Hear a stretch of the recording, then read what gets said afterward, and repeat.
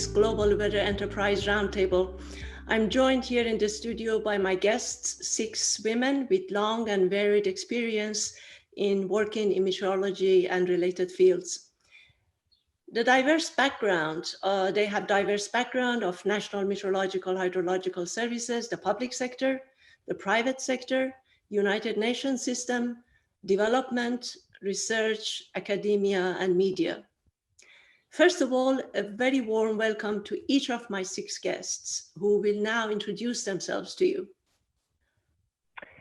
Thank you, Holly. Lovely to be here. My name is Anna Maria Bogdanova. However, more people know me as Masha. I'm a disaster risk management in the Global Facility for Disaster Reduction and Recovery of the World Bank.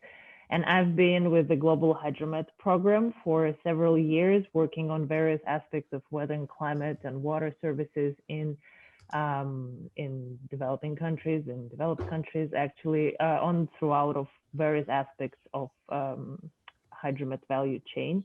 And before joining the Global Hydromet program, I was working in the Russia country office of the World Bank. And in fact, I think this is where my Hydromet journey began, since Russia Hydromet modernization project was the very first project I started working on.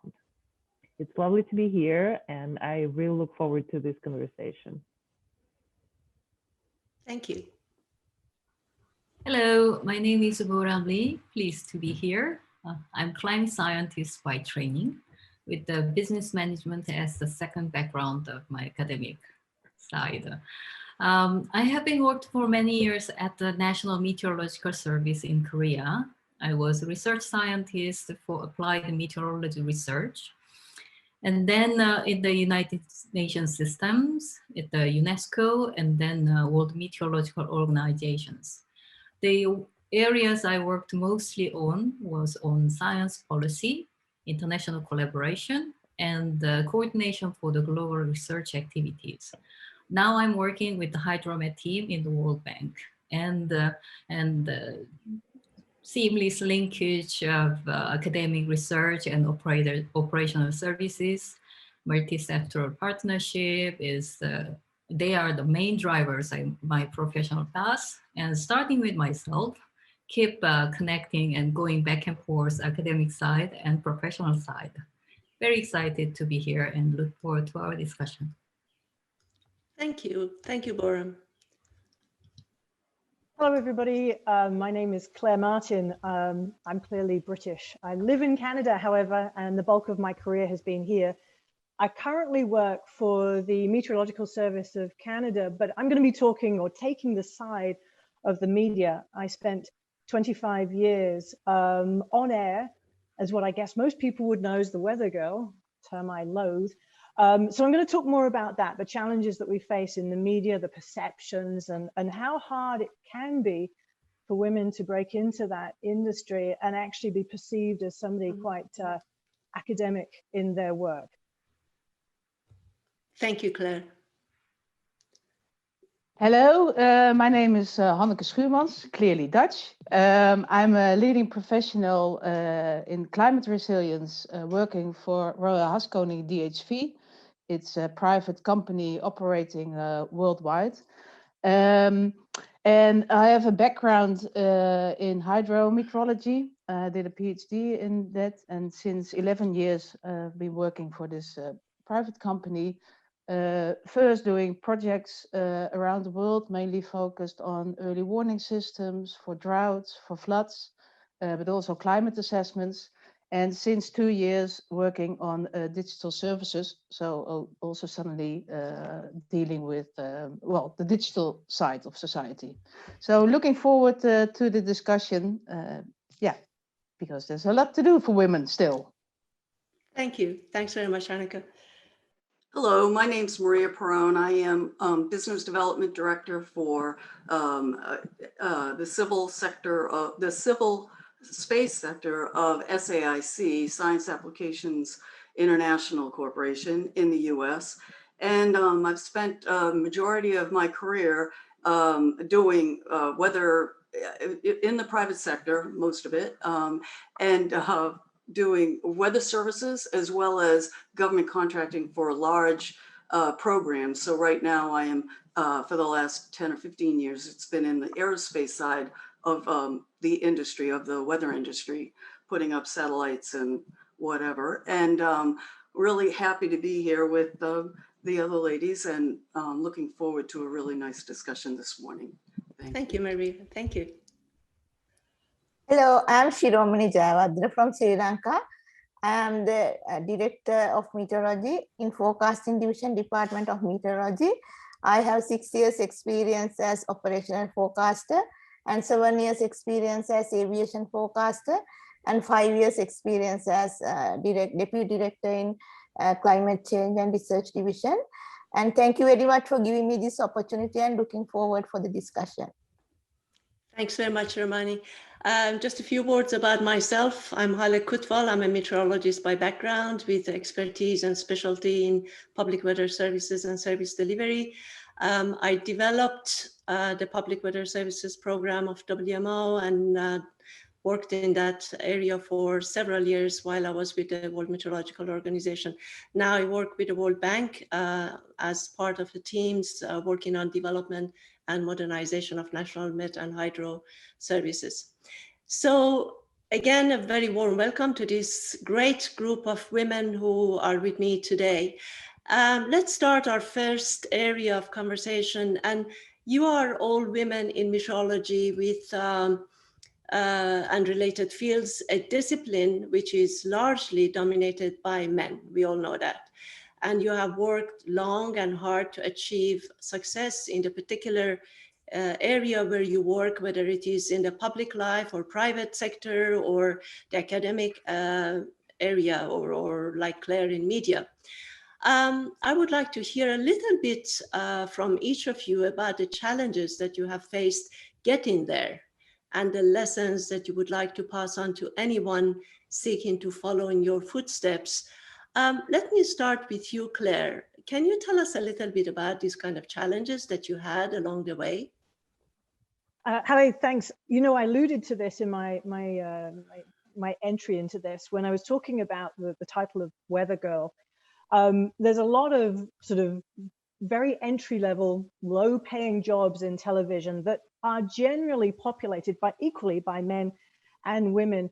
The biggest problem that we see, and I think it's reflected in academia, is the drop-off rate. As people start to climb their career ladder, the women don't stay in the position. In fact, there was an article written by Dr. Crawford called Women Weathercasters back in 2018.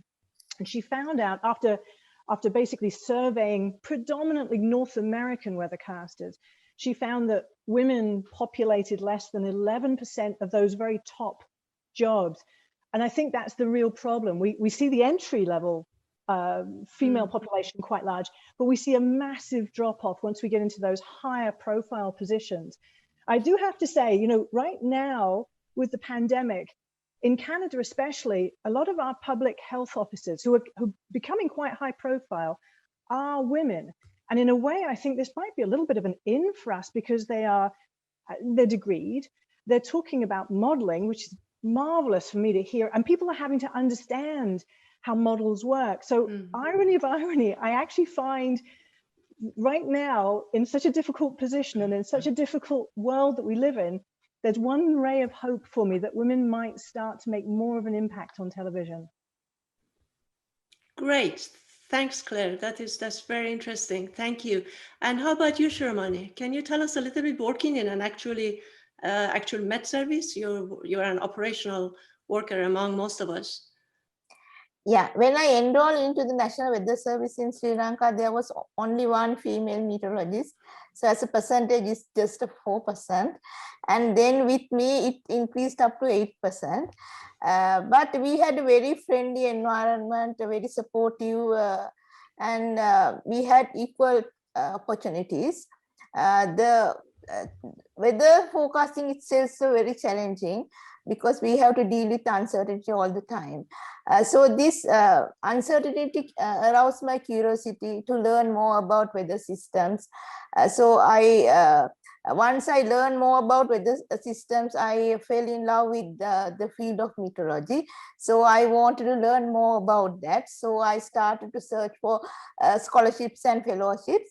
I got East West Center Fellowship as well as Association of American Women Fellowship to pursue my master's degree in meteorology in Hawaii, University of Hawaii, 2007.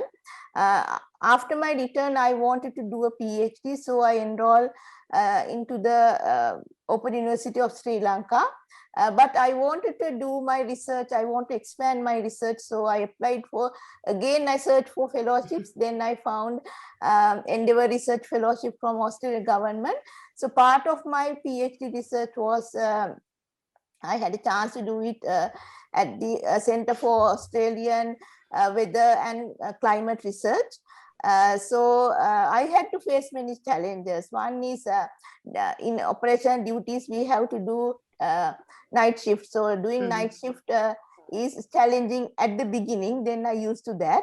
And then English language is another challenge because my primary and secondary education is in local language. Then other thing is how to balance my personal and professional life. That also a challenge. Other thing is during this 22 years of my meteorological career, I had to work in different areas from very short range forecasting, seasonal forecasting, and then I was involved in preparation of future climate projection for Sri Lanka by downscaling 6 CMIP 5 models. So I have like to work in different areas from very short range to see climate change prediction up to 100 years. So that also a challenge. Sometimes I had to work 2 areas at a time, while I'm doing working as aviation forecaster. I also work as a seasonal forecaster also, and my PhD also I did part-time. So that also a challenge, how to balance between my official work and education. Thank you. That is really interesting. You've had a very full life and your hands full with working and studying at the same time and everything. Let's take a look at this from the point of view of research and academic world. Boram, what are your views? Because you are mostly, your background is in research. Yes, speaking of academic sector, well, Claire already mentioned that in academia, there has been long been a kind of pioneering role to really, promote the women's stronger presence and leadership. And even now, we can find like those systematic support. For example, the gender equality in academia and research, what we call GEAR. They provide even the monitoring tools and advice to the research organizations and universities on how to set up the gender equality plan or like measure the real impact and so on. But, to look at the reality, probably I will just start with my own experience. I studied meteorology in the university in Korea. At the time, the atmospheric science was one of those areas that the woman is perceived as, we can see more women students in the science and engineering side. Still, I was the only one woman graduate out of 12 in my classmates. But somehow in the advanced study, in the master's course, in the PhD course, we tend to retain like certain portion of women researchers at school. And then something happens in between. When we are looking at the lecturers and the professors level, until I graduated for the master's, we had only one full professor who was a woman. And it took just about a decade to have like better balance and in a more sort of proper reflection of the man-woman capacities in the composition of the faculty. So this is something about we can think about. What is the reason for this dropout rate in the middle? Yeah. And so going back to my own experience again. For a researcher, in fact, I made rather unconventional choices through my career path. I started as a research scientist, as I mentioned, and then after a couple of years, I decided to turn to the international science policy. And then usual way of going into like the other domain, that way is like, you know, applying for a job for the related field upon the recommendations and so on. But instead of that, actually, I went through the competitive process and exams in the international side in the United Nations system. And open competition, thinking back, was in a way a good way to get around this sort of a prevailing bias, because that bias did exist in both sides in the area of science or in the international bureaucracy that I was getting into. But as a proof of this open competition actually gives a merit to deserving people, was that in my year intake of this junior professional exam, 60% was women who were successful. So I was one of them. And then I was privileged enough to really find a place to enjoy my work, enjoy my great interaction with colleagues. And a lot of achievements were duly recognized, granted promotions and so on. I really enjoyed my career so far. And but I have to mention that it's really not without everyday difficulties. And somehow, I guess everyone here will agree that we have these rather frequent occasions that we feel pressure that we have to be really good, like 3 times better than men to be equally recognized. And in fact, this is not me who was saying it. It was my first boss at the UNESCO who told me at my entry day, saying that, yeah, you have to be 3 times better. But he also said that, well, but it is not so difficult for really capable women.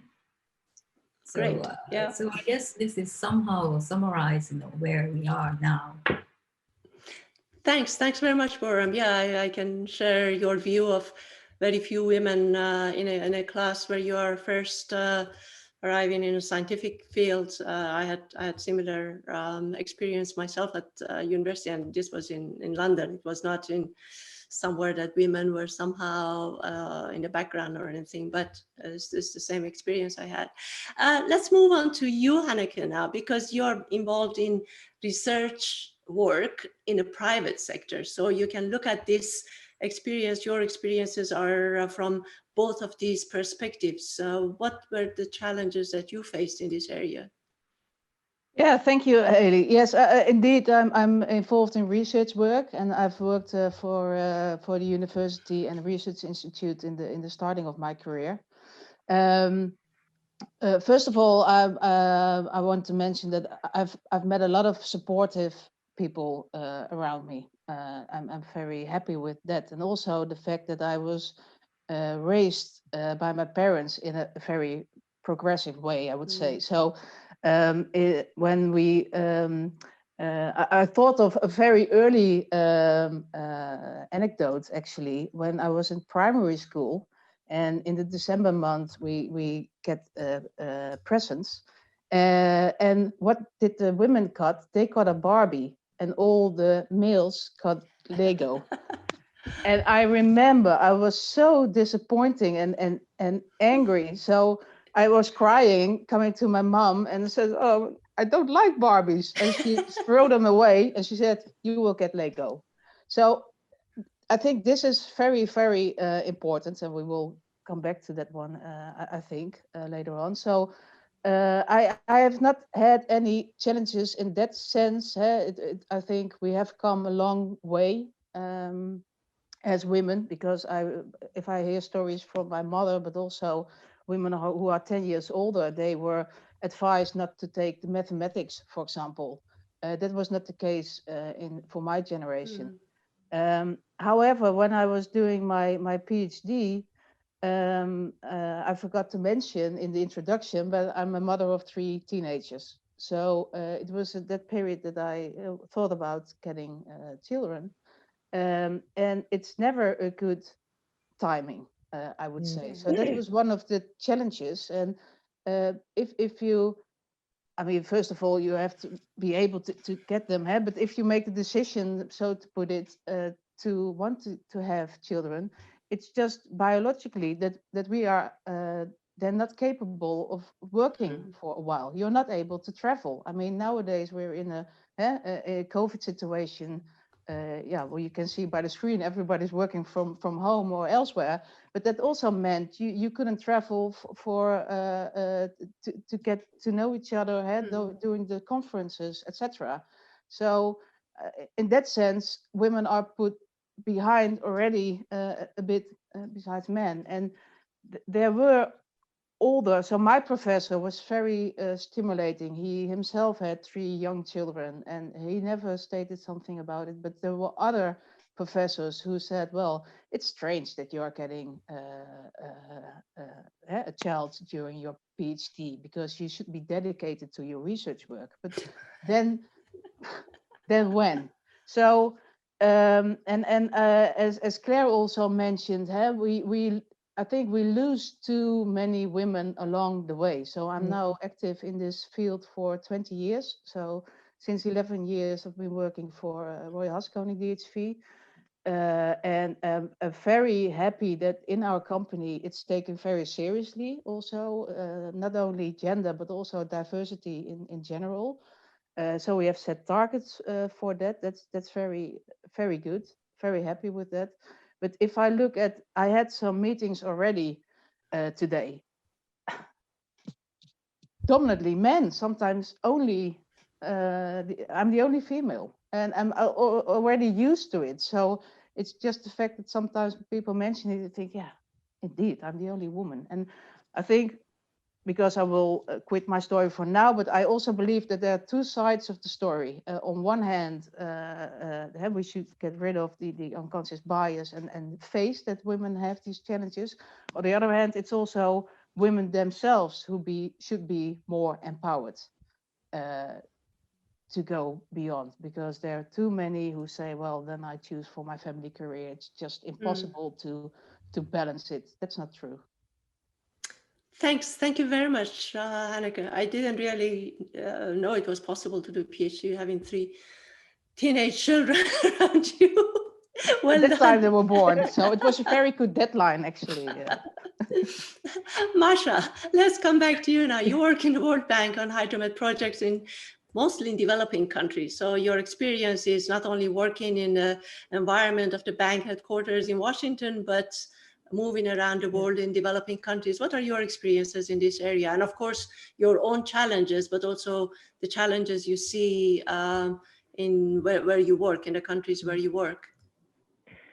Yeah, it's a nice actually leap from Hanneke's. I'm currently on my maternity leave, so I can very much empathize with all the challenges juggling 2 things. However, I mean, frankly, being the World Bank staff and being on maternity leave is a pretty comfortable thing. So I wish more women could enjoy this comfort. But I guess from having heard what others were saying, I think my challenge was not so much in getting into the field. I'm not a professional meteorologist. I'm not a meteorologist by trade. So my way in this area started not from the technical sort of input, but from like an operational involvement. Now, I've been always very lucky, and I've been supported and guided by teams, men and women who were leading as true leaders, and I've got always support from them. I've learned an awful lot from them. And the challenge actually was when you got in the field, because I never expected or never realized how a man world it is. And really in a big meeting, you enter the room and you kind of like subconsciously start counting women and try to make an eye contact with them. And you're like, yes, like we're here. Like there's like 9 of us in a 200 people room. So, I mean, it can get overwhelming. And And I frankly don't have a lot of horror stories, but I can say that it can get pretty overwhelming sometimes when you're the only woman in the meeting, and you need to think not only about the technical side of things, but a lot about like this whole gender issue, like, you know, are they going to take me seriously? Am I convincing enough? Shall I make a joke? Or if I do, then they will think I'm just like a joke myself. Like there are tons of questions that immediately pop in your head, which are not really subject related, but it's this whole thing of like, okay, I'm a woman here, and there are like 10 men in front of me at the table. What do I do? So sometimes you say things and, you know, you're kind of convinced about what you're saying, and you see that there is not enough click on the client side. And then, you know, if you have a male team member who kind of supports what you said, you know, suddenly it gets a much better reception in a way. But I was thinking about this like male female ratio that I've seen, and in developing countries, not only in the developing, in some quite advanced countries. Sometimes I think when you go to the what we say sometimes to the field, like to the more technical non-managerial positions in med services, you see a lot of female observers, forecasters, young IT specialists, very bright girl, like amazing. But then when you go to the meeting with the management, you don't see that balance. You see way more male. So there something is, you know, I don't want to say something is broken along the way, but there might be some, you know, some truth in that. yeah. And being like coming from the World Bank perspective, I mean, World Bank in that sense is a very advanced organization. So we do take gender very seriously, and the bank really, what we say, walks the talk. And I was thinking what makes it different, and I think it's on the one hand, like it's literally sometimes the conditions, the working environment that we have, the working environment that satisfied our needs. We have all the comfortable conditions. We have comfortable maternity leave policies, and by the way, paternity leave policies as well.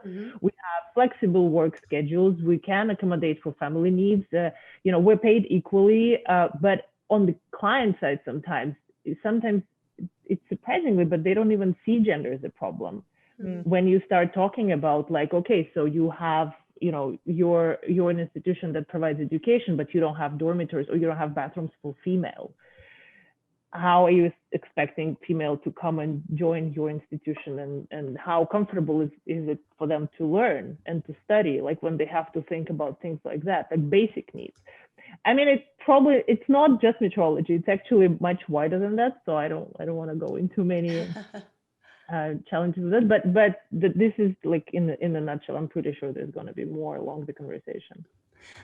Thank you. That's really interesting. Yes, I think we share a lot of the things that you say. All of us have experienced those things.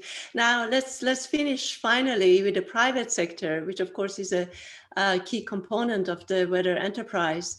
Maria, you have had a long and varied career in the private sector related to meteorology. So let's hear from you about your experiences, particularly from the private sector perspective. Thank you, Hallie. So I started my actual career in medicine, actually. I'm a clinical chemist, and I got a job day after graduation to go to Mass General, which is a very, you know, prestigious hospital. And I thought, this is my career. And after taking all those science courses, physics, I had a biochemistry, chemistry course. I was standing in a lab pouring serum into little tubes, into little cups. And I thought, oh my God, I'm going to do this for the next 50 years. And so from the moment I started having a plan, right? So I managed to move into what was then information systems, but you know, it was computer science without a degree. People didn't get computer science degrees in those days. So I had to not buy my way, but I convinced them that I had taken one basic course in my college education, so I was ready. And they hired me in the hospital to write laboratory information systems. So the really cool thing was the first system that I put together on with a very small team with the labs was the microbiology lab, which was the one that's getting all the infectious diseases today. And we created some really cool things.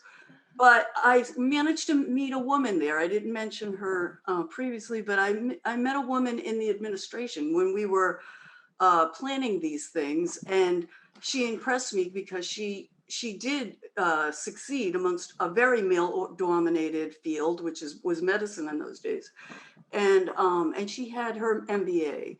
So I immediately signed up and got an MBA, and from that point, I thought I'll get out of healthcare. I was there for like 11 years, and I'll go into real private sector. And one of the cap courses in my MBA, they would bring, we did it in like less than 2 years, going every Saturday from 8 in the morning until 5 at night, taking courses through the whole year. And at the end, they brought in people from the private sector to deal with this. And we actually did some European courses in Spain, et cetera. But the gentleman that came in was from a weather company. He was actually the president of what was WSI at that point. And at the end, he realized I was leaving my former career to go somewhere else. So he offered me a job. And I thought that was really weird because I had a chemistry degree. I didn't know meteorology. Well, I didn't have a meteorology degree. And I said, why are you doing this? He says, well, you know computers. I was a pilot. I'm a glider pilot. So I did know meteorology from that standpoint. You fly and you have a science degree. So he hired me, and that just started. I thought I'd stay there for a minute, and I stayed. I was the 35th employee of that company that grew into what is right now the IBM WSI. So it really grew. Stayed there for a while and learned a lot, and then brought my technical expertise in from the computer side, and then so I had the best of both worlds, but the worst of both worlds, because both of those were male dominated. And that's where, when we did our big project, and the owners of that company were two private sector guys. They were just, they were not owned by, they owned the whole company. And they, at the end, acted like I was their daughter. Not that I was, technical or science, but that I was their daughter. And they managed, when we did a great job doing the radar mosaic stuff, they presented me with a bookshelf in my office. They didn't offer me another title. They didn't do anything else. But I immediately, the gentleman that hired me was very, very progressive, and he had no problems. And I definitely grew in that position. I was the only female in his direct reports, which was kind of cool. And and from there I went on to another company that had a female, a husband-wife team owned them, AER, and they were so amazing because I was in with 99% of the people that worked there were PhD scientists. They were amazing. And we did a lot of commercial products there. So I've been doing commercial products, and you get used to it after a while when you go to these meetings and you don't see anything but men. But the good news is, and this is where women don't kind of get it sometimes, if you're different, you stand out. You can be different in many different ways, but women in those rooms stand out. So, use it, leverage what you have.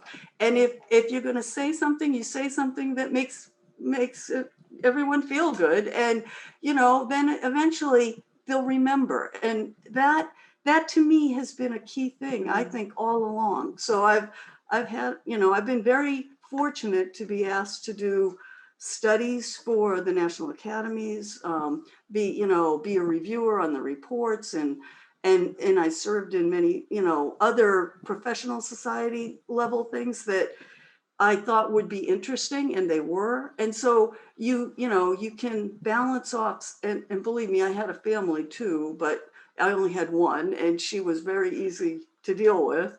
But at the end of the day, I think you have to balance all of these things, and and don't expect just your employer to do everything for you, because they won't. Yeah. And so I find that that getting involved in other ways like this, GWEF is great, you know, I mean, or the Met societies have been very, very good.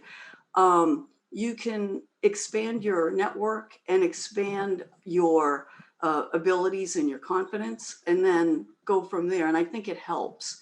And you don't always get to where you want to go just by planning it out. Does. It's a path. It's a real path. Yeah. So I'll end it there. But I think the challenges are still there, Yeah. and you know, it's definitely there. STEM is STEM, right? Science, technology, engineering, all three of those, and math, by the way, from the modeling experience, hit our community. So we really have to support whatever we can to make those students feel that math is not a bad thing. And yes, you can, go into those courses and do okay. I'll end it there, Helly. I don't want to. Thanks, Maria. That's really interesting. One thing you say actually resonates with me. You are a woman. You stand out and make best of it. Before joining WMO, I ran a Met service. I was one of the very few women head of a meteorological service, and I remember the first time I came to Geneva to the World Meteorological Congress. That has got the delegates, heads of delegates from the head of the Met services from every country in the world.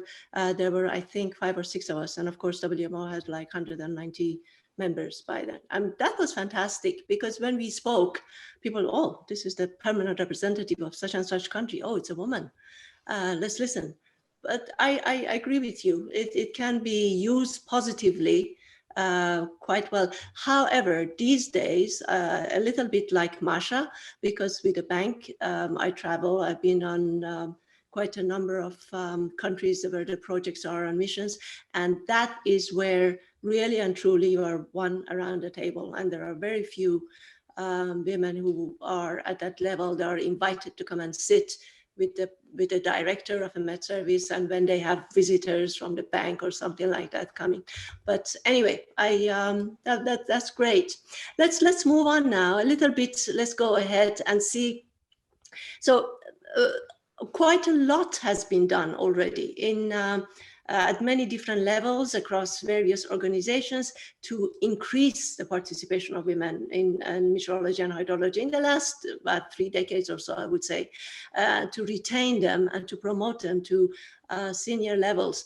The United Nations system, WMO, World Bank, as well as governments, academia, private sector, etc., as we have heard also, they've all introduced policies, declarations, recommendations in this field.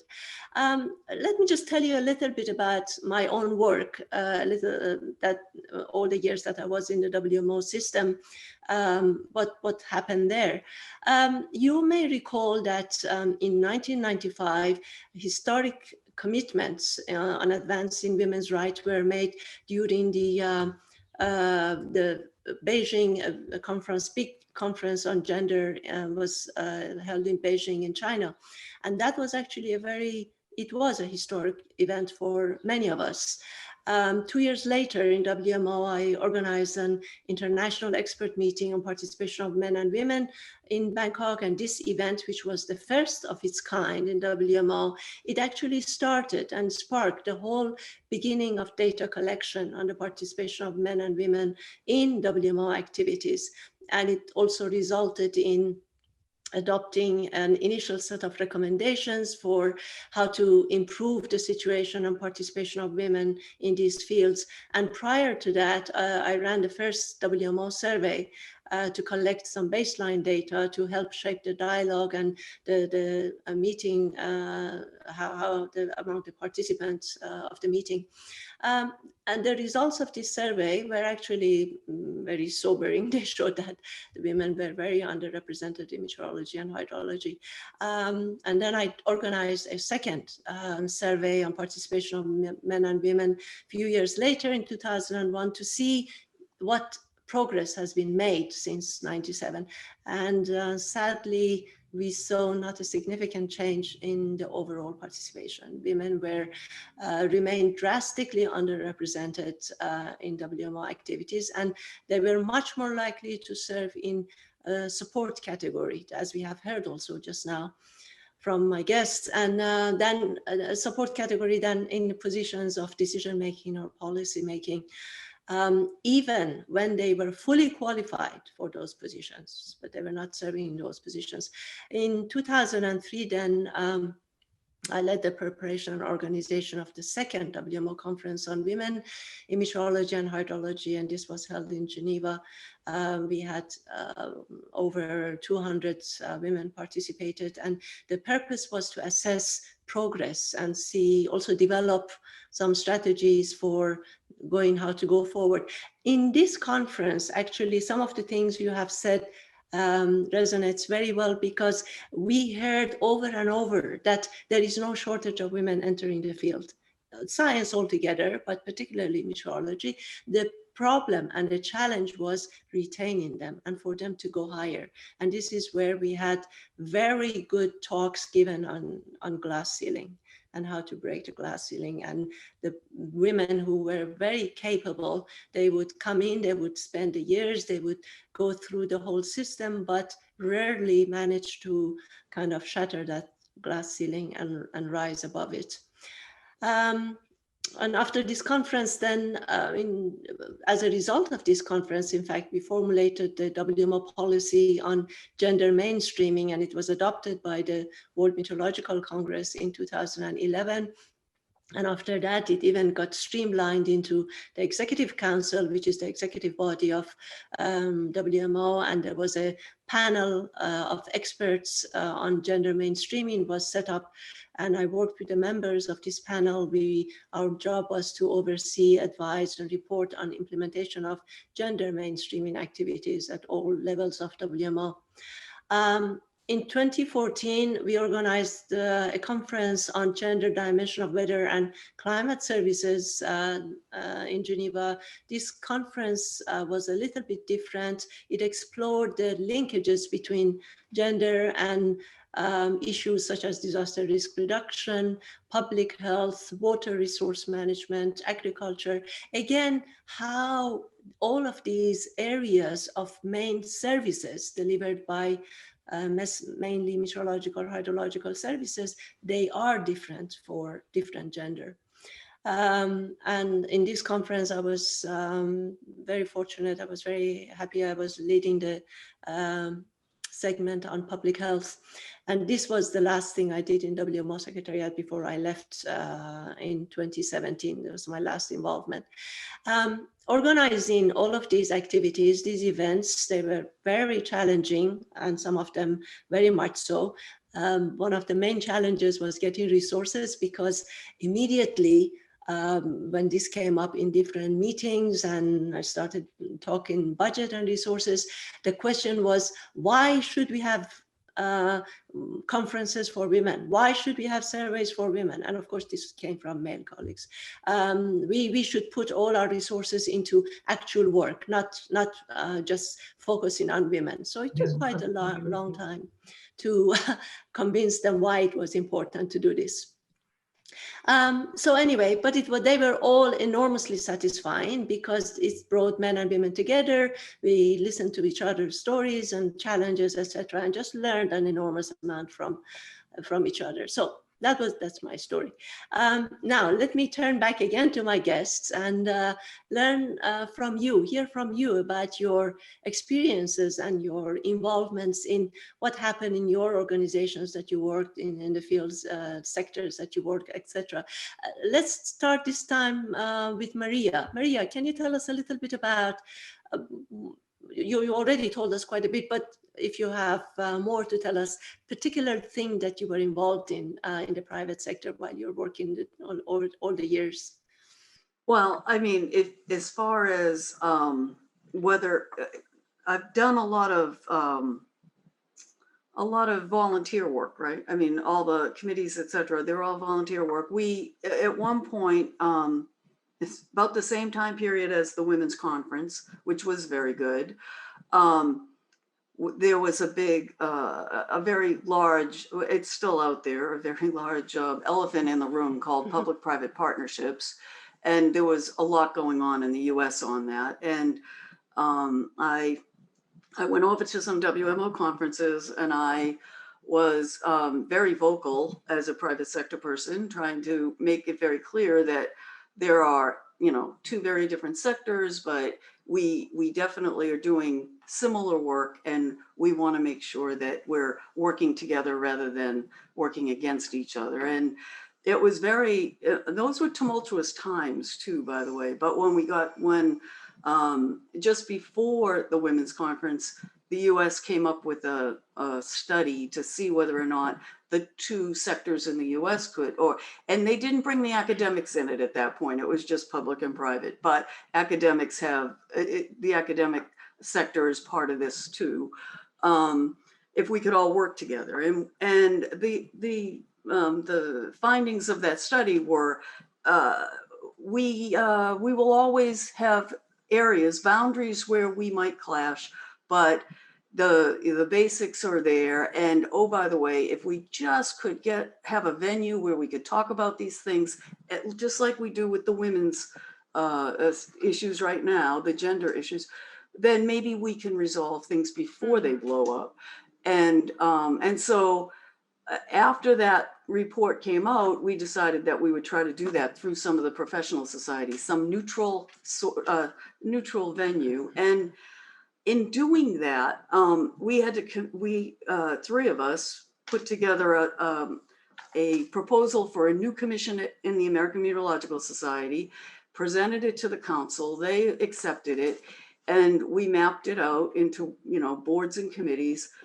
And they, and of course, I was one of the ones that was on the study. I did not want to have any part to the commission because there are other people that could pick it up and run with it. And because of that whole commission, there was this pent up energy going on at AMS that people wanted to do things, women wanted to do things, and nobody had that, that venue or that could, you know, they didn't have the opportunity. Well, the commission formed, and now they have hundreds of people, new people coming in from all different entities as well, other parts of the private sector that use weather data rather than just the people who are providing weather information or, you know, in the industry itself. And it has grown enormously, and it gave women an opportunity. And I looked at the stats, they're not great. I mean, there are they put them on the on a 3-year cycle for these committees, which is a big commitment. You know, it's a long commitment. If it was a year, maybe people more would try, but there have been probably about 20 or 25% women involvement at the committee levels. And they have gotten into the upper echelons of that commission. So that's really nice. And, you know, it works. But I think it could be better on the numbers. I'm not as excited as I thought I would be. And I didn't get any, I'm sure AMS has real numbers on how many have what the percentages are. So at the end of the day, those are the kinds of things that can change things. I mean, I've seen women that I worked with who I kind of mentored. I didn't, I would never involve myself in someone's career unless they asked, right? I mean, if they came over and asked for something, I would be there. And a few of the women that I did that with have grown in those positions and they've learned. So, so I think the other thing that we can do is we need to be those, we need to have them see someone doing it. Like in medicine, it's see one, do one, teach one. And in just like our field, see one, Claire, they see you on TV, Borum, they see you in, you know, in research and academia, and Hanneke, I'm sure, private sector. And so they see you, they then want to do it. And then they can go out and it just proliferates. And Hallie's been a great asset for women as well, in that she's been very, very visible at WMO, and there are more there now too than there used to be in the past. So at the end of the day, I think that's kind of what we can do. Otherwise, and right now I work for a company, it's run by a woman, and we're very gender sensitive there, which is very different from aerospace companies that I've seen in the past. As a matter of fact, the one I just left, I believe there's only one woman in the top tier, and she happens to be in the government area, you know, like she's the liaison for the and I think she's more of a lawyer than she is anything else. So at the end of the day, it exists, and we have to just keep going. I think we understand that. Anyway. Thank you. Thanks very much, Maria. How about you, Masha? Tell us a little bit about what's happened, or what have you been involved in bank or before that, or? Yeah, I guess I'm sort of on the beneficiary side of the bank's gender policy in a sense. The bank has definitely gone a long way in its gender policies, both internally and externally. Several years ago, the bank has adopted gender strategy that looks at things like removing barriers to women's ownership, enabling women's voice, removing constraints for more and better jobs. So these are kind of like the key principles that the bank applies, looking sort of like for the external program. So making sure that the funding and the technical assistance that the bank is providing, that it kind of creates opportunities for women, allows women to benefit, allows them to kind of play equally with men. So the internally, I guess the gender equality has been taken also very seriously.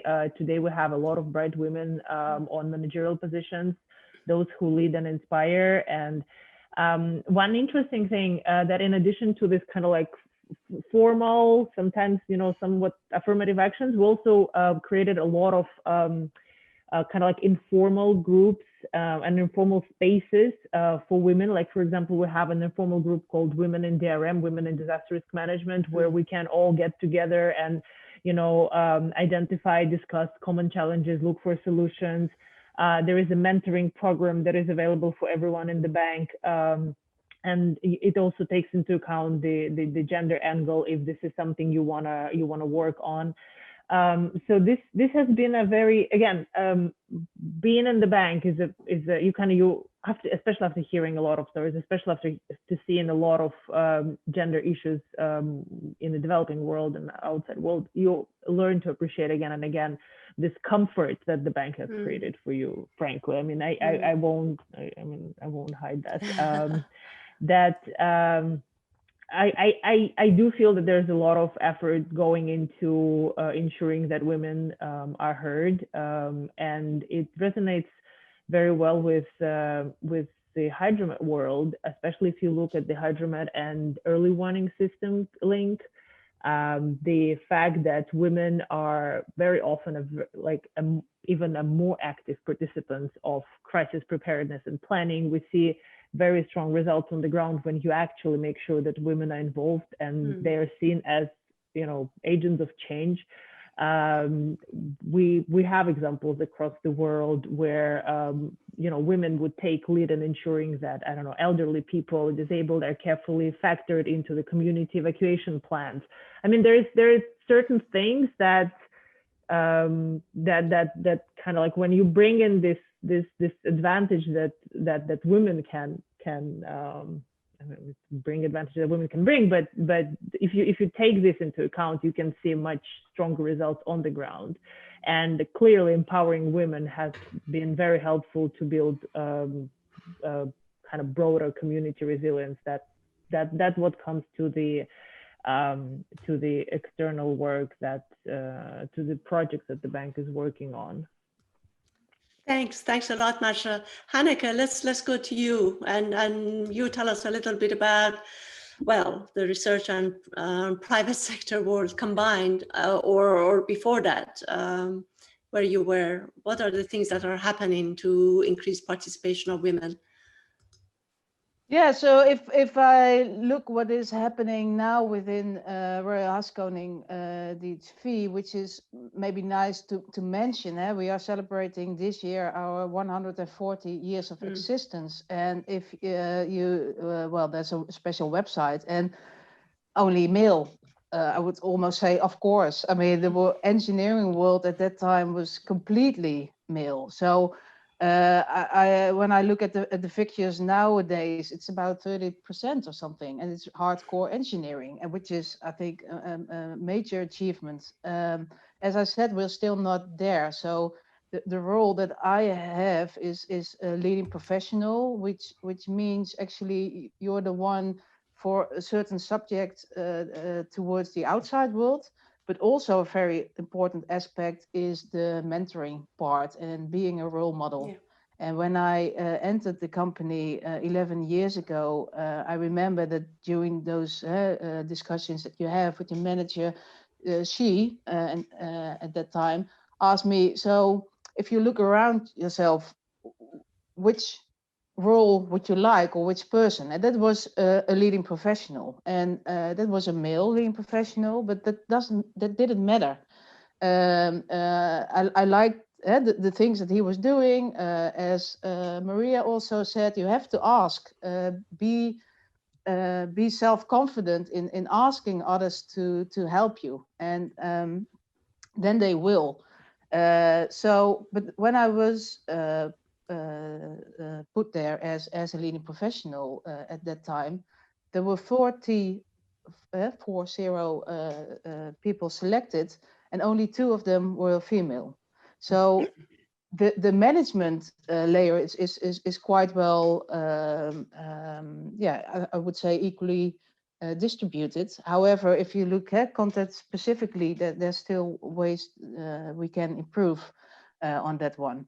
And as Masha also mentioned, the informal aspects that we have are very important, I really believe. So we now and then convene also with females together. And Maria, I really like the one that you said, the see one, do one, and teach one. And when I was appointed as a leading professional, I had an introduction to our female CFO at that time. And during our discussion, she also saw that I was, well, sometimes a bit hesitating in, oh, what can I do, this and this? And she said, well, what you should do is follow the Authentic Leadership for Top Women course. And I did that starting 2 years ago, and that was not only with engineering women, but from all sides, so doctors, architects, etc. But I learned so much from there, because there's a lot of things I think we all need to better understand and acknowledge. And one of them is that women in general behave different than male. So, for example, looking at the vacancy with 10 criteria, and there a woman would say, but there's 2 that don't match what I've done in my experience. While a male probably would, hey, there's 8 that I matched. Let's apply for that one. And so, and giving that self-confidence, and that's not only for female, but in general, I think women need it more than men. Maybe that has to do with society or how you're raised, but that helps. So help them empower themselves, and I think that would be very helpful. And one other thing, use your network indeed. And sometimes I have the feeling that women can be so judgmental to each other. They sometimes, I don't know if you know this crab basket, that you have a basket full of crabs and they want to tear down the one that stands out. Women have that sometimes more than male. I think we can learn from them. That's very interesting. Thank you. I must remember that crab basket. Shiromani, can you tell us a little bit about, particularly from the point of view of working in Sri Lanka, which you have told us you really feel that there has been quite a lot of good equality, but still, did you have to take part in anything that either your Met Service or any other organization does to increase the participation of women in this field? Yeah, actually, during these past 2 decades, women's participation in National Weather Service in Sri Lanka has increased from 8% to 40% right now. Even at the top managerial positions like directors and deputy directors, we have 4 to 6 ratio right now. So I think it's a remarkable improvement. And I am the only PhD holder in my department right now. Like Maria, Boram, they mentioned like women are underrepresented in scientific research. So this is a huge barrier for them to reach to higher levels, especially when they apply for competitive fellowships and scholarships, as well as when they apply for higher positions in scientific bodies and scientific assessments. This will be a huge barrier for them. So in 2015, when I was the deputy director in research and climate change, I started one journal, Sri Lanka Journal. This is the one, Sri Lanka Journal of Meteorology. And actually, we have first volume, we had 10 scientific publications. 60% first authors are women. So I'm really happy about that. In addition to that, actually, I was a member of IPCC Gender Task Force, which was established in 2018. Our target is to develop a framework of goals and actions to improve gender balance in IPCC, as well as address gender issues within IPCC. Through series of teleconferences and surveys, we prepare this gender report and submitted to the IPCC 49th session. And at IPCC 52nd session, that panel adapted IPCC gender policy and implementation plan. So these are my involvements. Well, great. That's great. Thank you. Boram, how about you? Okay, I guess I will just pick up on the point that Halle just left in your brief the review of our activities. So after this gender conference, now it's about like almost 2 decades, we are systematically collecting the information and monitoring the status of the women leadership.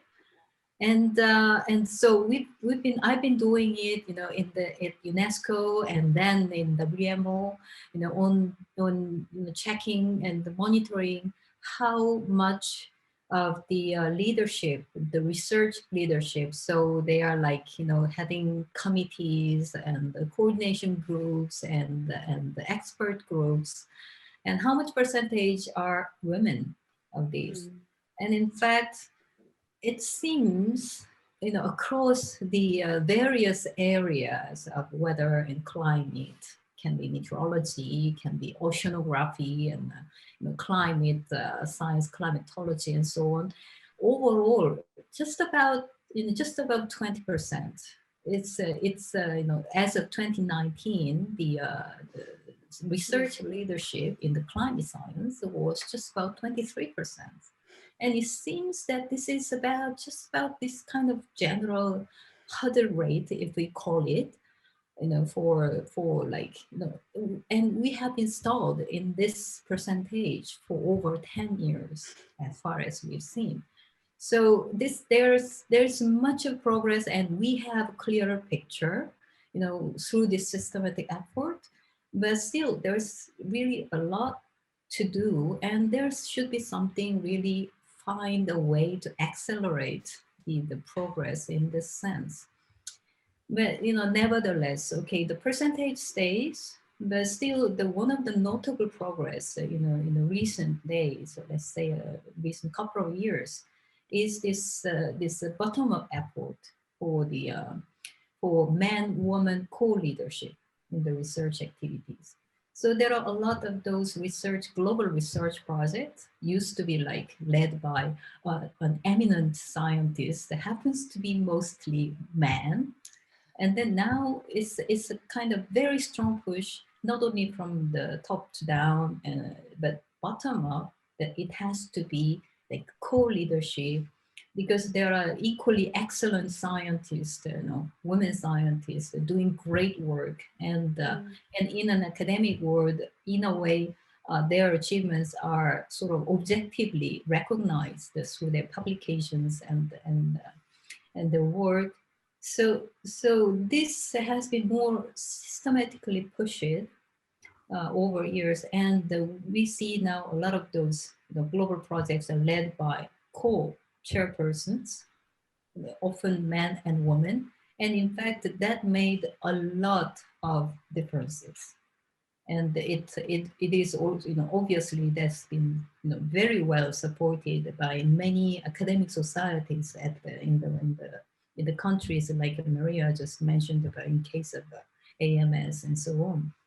And this is probably, to my mind, that this is one of those key activities we really have to push forward and wherever possible to extend our effort. So, and then going into this, let's say the organizational, like the organizational aspect that we face at work day to day. Like, I guess I spent probably the longest time in the World Meteorological Organization, so I'll just use it as an example.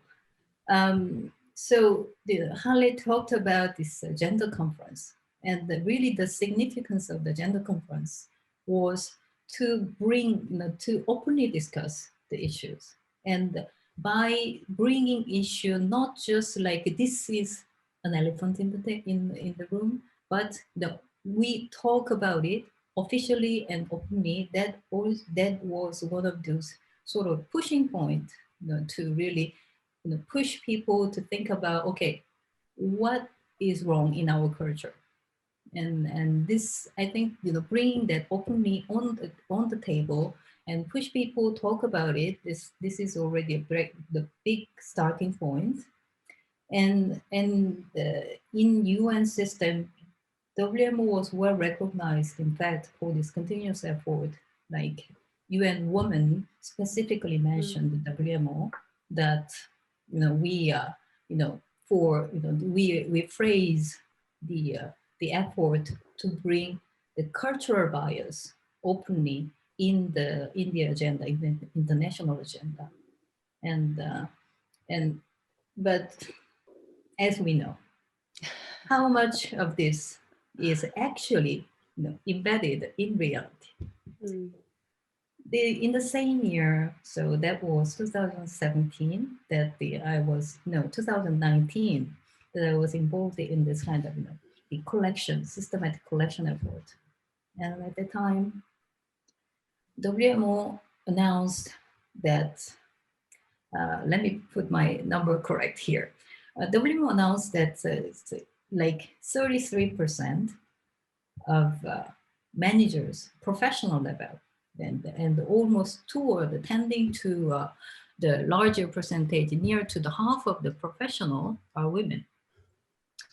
In fact, if we look at the details of these statistics, the managers level, so higher professional category, P5, and the directors level, which is equivalent to the C-suite in the private sector, it's just about 19% in the professional category, the managers, and even less, 14%. And that's only 4 women, 4 positions out of 27 positions of directors are women. And this hasn't been changed. And with those, the UN-wide reorganization, restructuring, my personal feeling is the women at a higher managerial level, they tend to be impacted a lot more than men. So I guess, we mentioned about this glass ceiling, and this glass ceiling has not been broken, to my opinion. And there are still some, and with all this, the financial issues, the budget issues, reorganizations, some of those gender aspects has to be re-looked at more carefully. And lastly, one thing, I mean, I immediately become a fan of this C1, do one, teach one. And then can we do more? We talked about this multiplier effect. Like there is some, like, for example, in the financial sector, where women professional struggles probably more than us. They were showing that if we have one additional woman in the managerial position in the C-suite, and then the number of the women managers in the senior leadership in the same company, they rise immediately up to 3 times more than before. So that's a multiplier effect. In many national and international entities in our world, in the weather enterprise, I wish we can see that more visibly. And this, and probably we need to really monitor and encourage this effect in more systematic way. Thank you, Boram. That's really, really interesting from many aspects of not just academic world, but now I'm glad that you're also touching on the business world and basically the position of women worldwide. It's not just in science. But let me turn to you, Claire, now. I want to hear about what you think about the weather girls, the world of media. You know, and in preparing for this, Halle, I was trying to work out how long you and I have known each other and worked together. Forever. Forever. And and you've been such an inspiration for me. And I'm going to come to this side of the discussion with an anecdote from when I was on TV. Halle will remember this because, quite frankly, she nagged me to do this. I wrote an article for the Wmo. It's got to be late 1990s. And God bless me, because I was opinionated back then, I titled the article, "Thank God Einstein Wasn't Pretty." My point being, beauty and brains on TV rarely coalesced. And clearly I'm on TV, hired for my body and looks. I wrote this article and I was bemoaning the fact that on TV, everybody needed to be beautiful, high-jawed, straight teeth. And if that was to be the case forever, I encouraged news organizations to look for new people, like the next generation, by loitering outside school or university gyms, because they weren't valuing brains enough. Fast forward to when I managed my career, and I got an awful lot of help, I have to say, from male counterparts, but also from some female counterparts. You absolutely need the both. You need the men to listen to you, as you said, Masha, in a meeting, and the women to support you. And I started going to universities to talk to students who are about to graduate in maths, science, computing, meteorology, to encourage them to think about, being on air as part of a career path. And I went to the University of Toronto, and this must have been in the around 2005, 6, something like that. And I did one of my speeches, and I finished, and the students left, and a little group of women came up to me, and they said, "You've got to talk to this one student. She's not here right now. She can't come. She's in like volleyball practice." And God knows, I found myself loitering outside a gym to meet a woman to try and encourage her. So I would like to spend my title in that I wish Einstein had been beautiful, because then you could see that you need the two. And the other thing I'll say is we need to be seen to support other women. Once I had hired some people to work with me on television, we had some very high profile positions. And when the weather was inclement or dangerous, normally the news directors would ask for me to come on air to sort of add a sense of authority. And after a couple of years, I started to refuse. And I said, no, the person that's on air at the time should carry that, but I can be seen to be supporting them. And it's really visual to have the so-called senior meteorologist come on and hand them paper on air. Visually, it says, I value my staff, they're as good as me at the job, and I'm going to support them doing the job. So I think there's the covert support and then the overt support.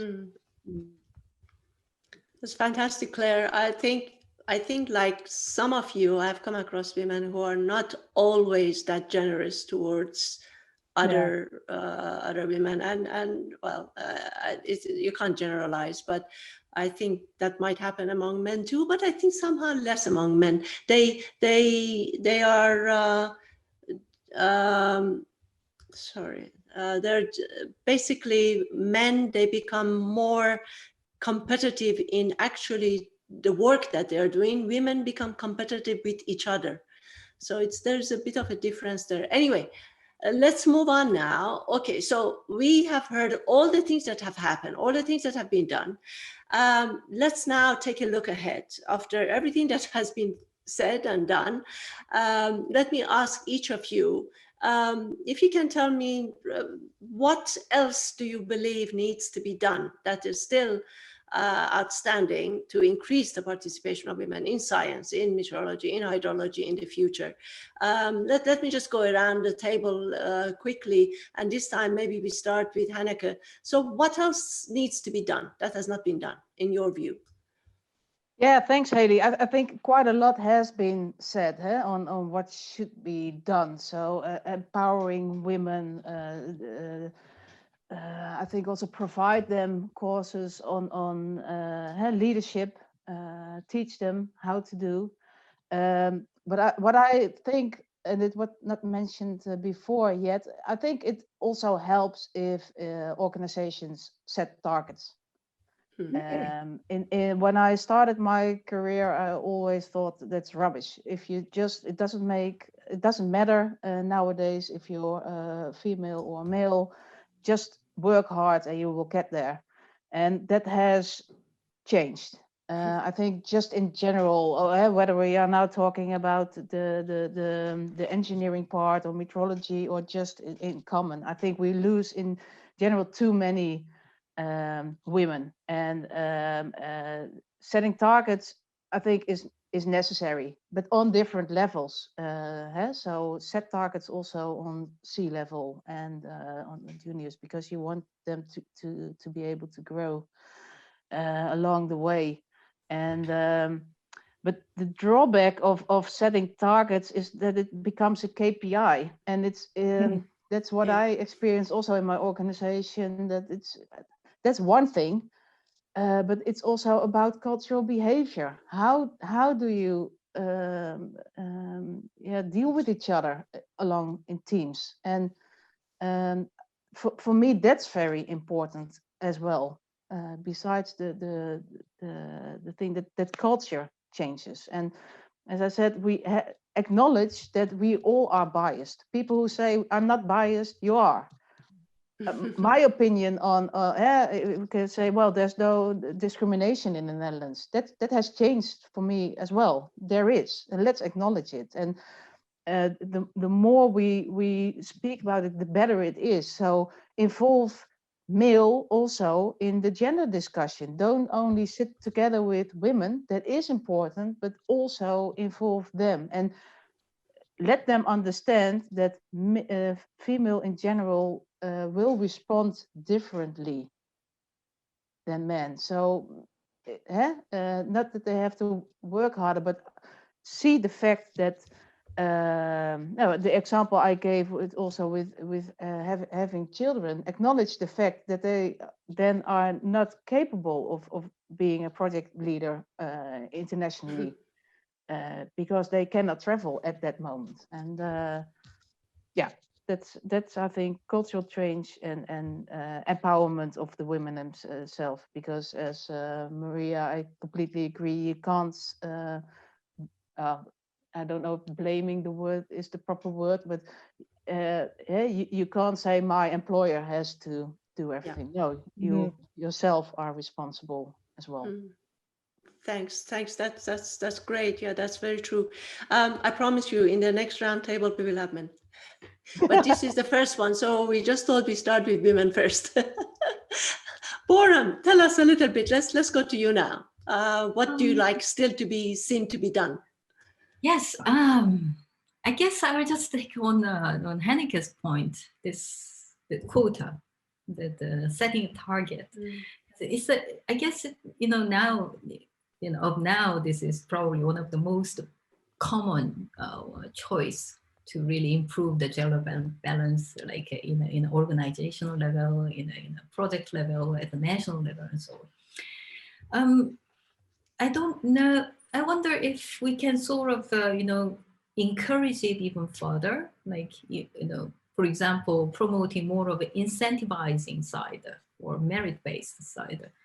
There are some great examples in terms of, for example, in the even the sustainable development goal exercise, which is very theoretical on one side, but there is one decision that I noted with excitement, was that the finance initiatives within the sustainable development activities, there are some portion of projects that really makes it clear that these financial resources made available through this project has to have direct access by women.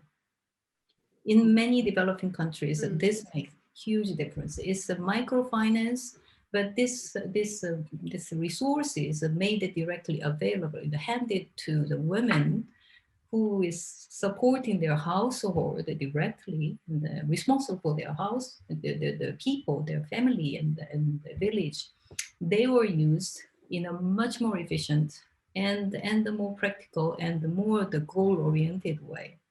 So that's one good example. Why don't we find more of this, expand this kind of good practices to incentivize the gender balance, toward the gender balance activities.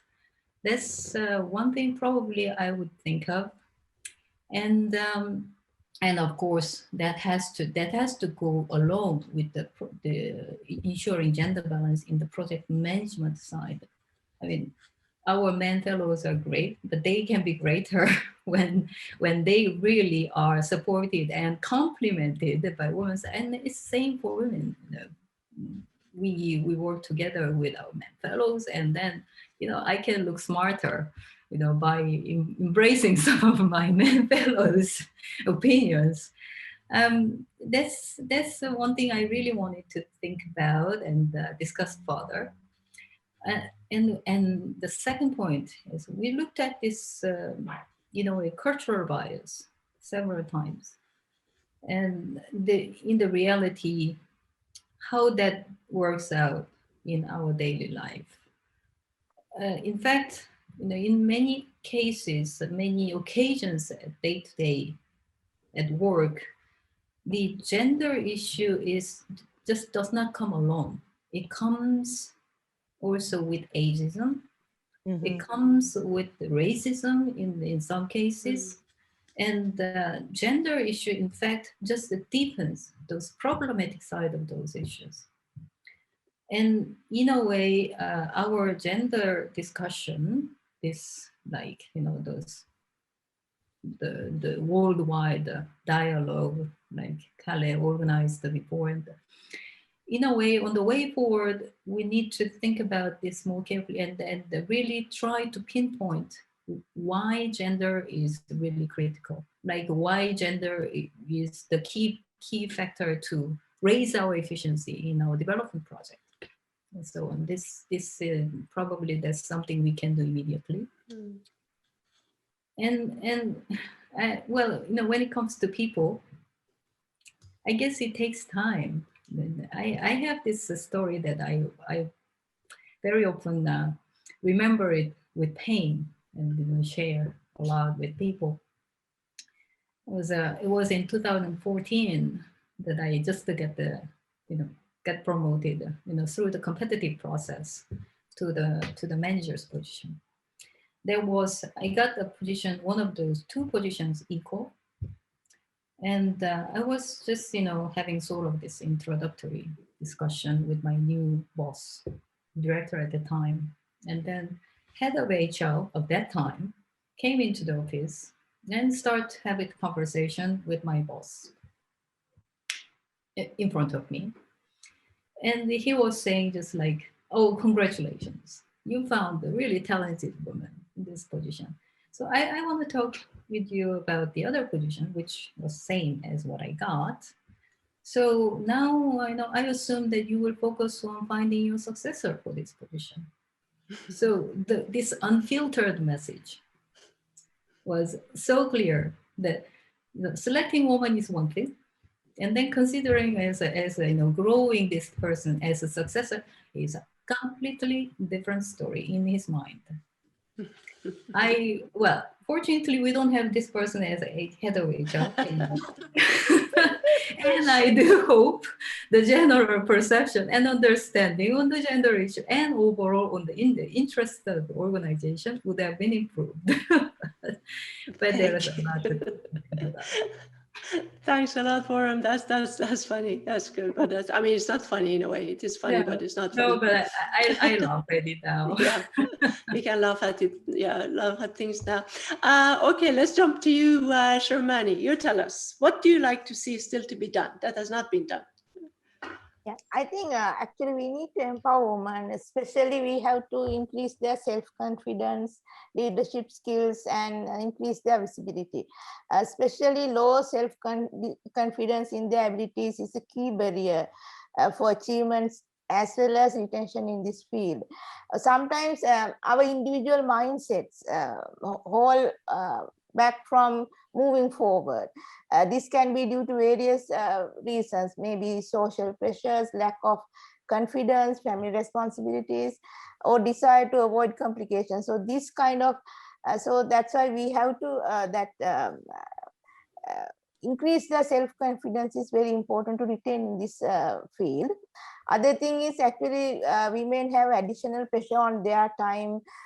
They have childcare commitments and family responsibilities, so that we need to improve the childcare facilities within the working environment or nearby places and create a family-friendly working environment also important. And other thing is because we have the women's participation in research activities less, so we have to identify ways to improve their analytical skill and writing abilities, so they can participate more in research activities, and so they are through research activities it can increase their visibility through publications. Good, thank you. That's great. Great aspirations. We should work towards that. Claire, how about you? You know, looking forward in time, I have to bring up the whole aspect of climate communication. This is a highly politicized and sometimes weaponized environment, sandbox. It's a very male-dominated sandbox. And I think it's really important that as we move forward, we start to hear and see female voices in that discussion, be it on a political round, be it on an academic or a media side. We cannot let that entire discourse be owned by male voices. Women are disproportionately going to be affected by climate change. So what I'm doing right now, my work right now, a lot of it is in trying to lift the female voice in the climate communication sandbox. Great, great. That's absolutely true. Something we don't really think about very often. Maria.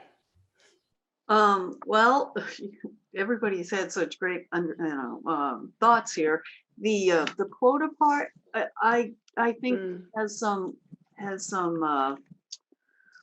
benefit, but it also has a slippery slide, because as Boram was talking, I just thought, well, if they're only using women, when women get in these positions, people think they're in those positions because they're a woman and not because of what they are. So that's kind of weird. But I can attest to one thing that appeared to me or occurred to me recently. Our government has really enabled the small businesses of the world to do well. They're promoting individual, entrepreneurship, and it was a little bit beyond my scope to ever want to own my own business. But what I'm finding is, if you're a woman-owned small business, you get even higher priority on the checkoff list than you do if you're just a small business. So the government has a way of making, and there are many small businesses run by women that in our industry and in the technology industry that just amaze me. And the reason why they're there is because they knew they couldn't get there by going through the longer course of let's, you know, start from the bottom and go up. And so at the end of the day, if there were those kinds of quotas about how the developing countries are, or the bank must do this too, that maybe there's quotas on, you know, when you bring a woman-owned small business to the team to help do some project or something, that kind of gets that out beyond just the borders of wherever, right? It might be somewhere where women will be seen more in those capacities and may help. But and I think we shouldn't have to go build our own business to be there. But I also believe that some of the issues that we're having are really cultural issues too, because I mean, even in my lifetime, I had 4 brothers, and my parents looked at me when I was of college age and said, just after high school, well, I was getting through high school, and said, well, you can either be a nurse or a teacher, because then you'll have time off with your kids during the summer. And I'm like, I'm 17 years old, 16. I am not going to have kids. You know, at that point, I am not going to have kids. And so I said to them, well, they said, we have 4 boys to put through college, 4. So they're going to be the breadwinners. And that was the mentality. I had a first generation immigrant parents. My parents were born in the US, but theirs weren't. And that happens everywhere, right? I mean, it's in all cultures that they haven't changed that. So we have to, you know, and my response, by the way, was, if I can get into a school that isn't nursing or teaching, would you, you know, let me go? I mean, I had to ask permission, and they said no problem. And at the end of the day, I got scholarships, and I went to a private school but I had to live at home. I didn't have that dormitory experience, right? So at the end of the day, you know, that's the way you have to go forward, and we have to be mindful that is where some women are coming from. They're told where their place is too, and when they want to, and those that want to get ahead are then met with others that have that other mentality, right? They just believe that women are not the breadwinners, and that has to have changed somewhat in the last 40 years, but who knows?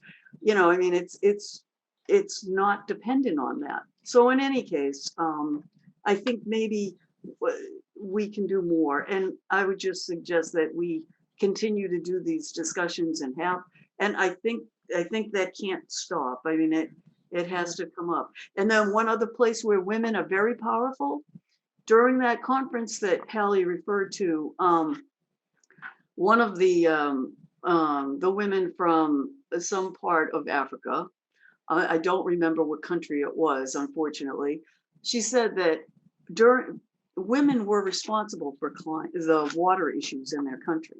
And everybody just kind of like, why? And she said, because the person that goes out with the container to go find the water to bring it to their house or their village is a woman. And they're not told that some of that water out there is, you shouldn't touch it. You know, you're drying up the wells or the holes.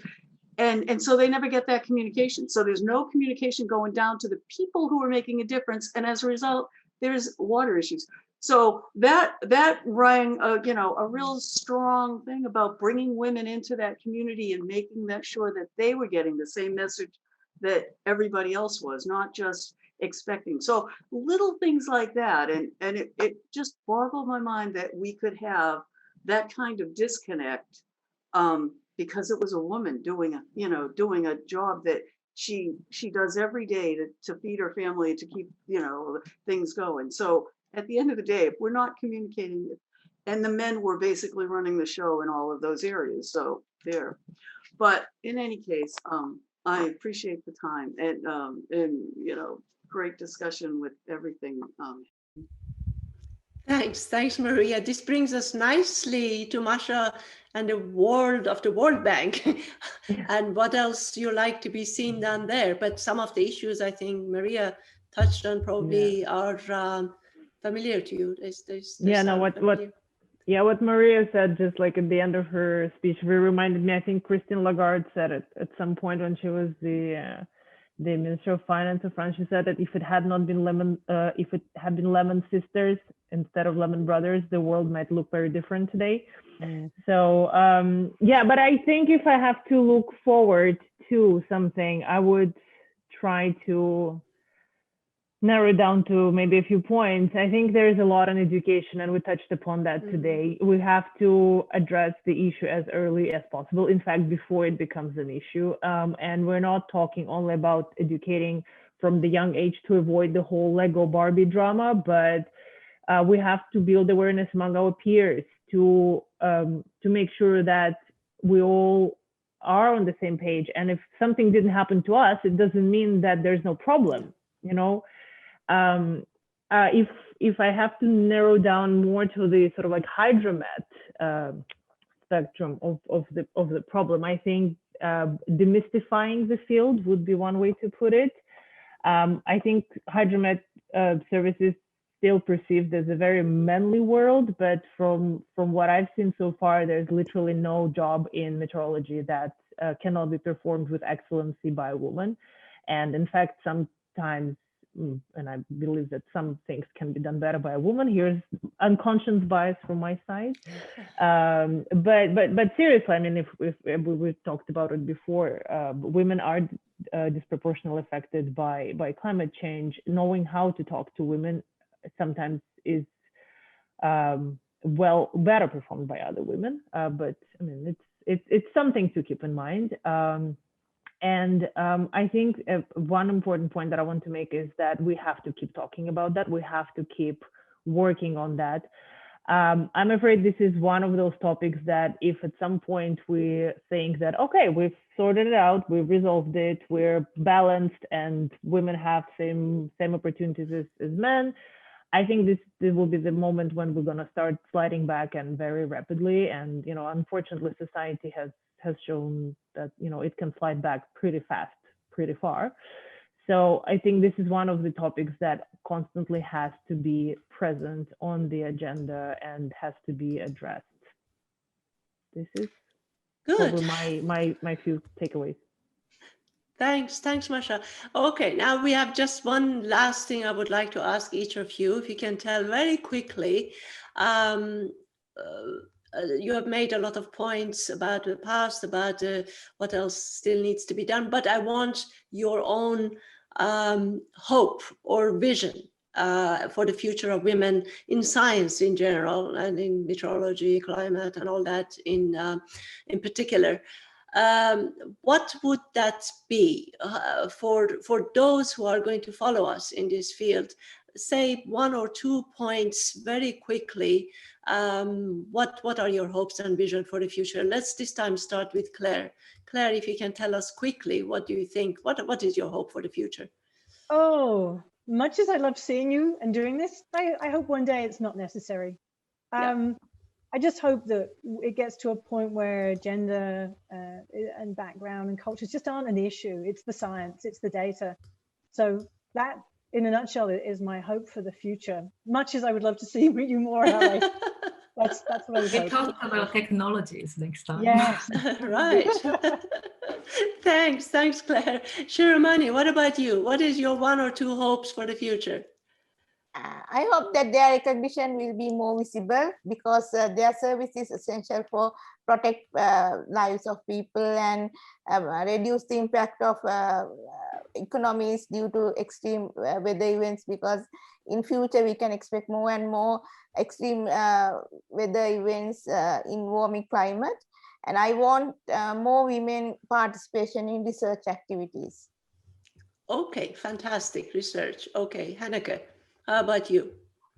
Yeah, so currently we are in this pandemic, and one thing is clear, climate change is happening and we will be affected. So as Claire mentioned, get there, women, go get there in that space and it's about data, but it's also about getting that data as information. So it's about connecting the dots between not only meteorology and hydrology, but also information technology and software and others. And I think women can play an important role because they can make the connection and can make the difference. And I also hope that next time I'm in a meeting, there will be a male being asked the question, so how do you combine your career with your family? No. Well, you can ask that question. I will. Thank you. Great. How about you, Masha? A hope, a vision. To enjoy all the hopes and visions that I've just heard and witness them, hopefully. And next time when I'm in the big room, in the big event, not try to make an eye contact with a few female that I see there, Yes. and just to be among in a very comfortable element. Yep, that's good. That's a good vision. Boram. Yes, in fact, I was talking with a friend of mine who is also outstanding, talented meteorologist. Actually, I have 3 dreams. Like, I want to see this in 5 years in a newspaper headline. First, meteorology selected as preferred subject choice for women students. And second, so many women CEOs and their activities highlighted, especially in the private sector, in the weather enterprise. And lastly, and I guess we can try it even from now, there's a Woman in Weather Award, which is as privileged as like L'Oreal UNESCO for Women in Science, but more popular for the public. That would be really nice, isn't it? That's a very nice vision for the future. Maria, lastly to you. Well, I would like to see that the next big meetings that we have, whether they're at WMO or whether they're, at one of the professional societies where we have private sector and public sector together, that the women at the table outnumber the men. I mean, that would be wonderful. And it isn't happening quickly even with us. I just realized we've never had a female weather service director in the US. We've never had, there are a few other positions that women just never have been there. And we've gotten them up at the hill level, the administrator level. But that was just to please the politicians, but there haven't been any in the civil service side. And I'm looking at the regional directors, and right now there are no women there either. So yes, the public sector needs to improve, and the private sector needs to be right there with them. So. Great. Okay, Claire, I promise you, even if it is not for this we get together, we will find reasons for getting together. It doesn't have to be for this. Look at this. While we've been talking, the sun has risen here in Canada. That's kind of a great metaphor. That's great. Okay, so this has been an absolutely great pleasure to have all of you here today in the studio to hear about your experiences. Very, very interesting. Some little bit not so encouraging at times, but then we all have hopes for the future, which is fantastic. I would like to thank all of you for sharing your views on the past and hopes for the future with us, and hundreds of other women out there who are working and contributing to meteorology and hydrology all over the world. I hope that this discussion, this conversation can be inspirational, and especially for younger women who are following us in our footsteps, and encourage them to make a career in the global weather enterprise.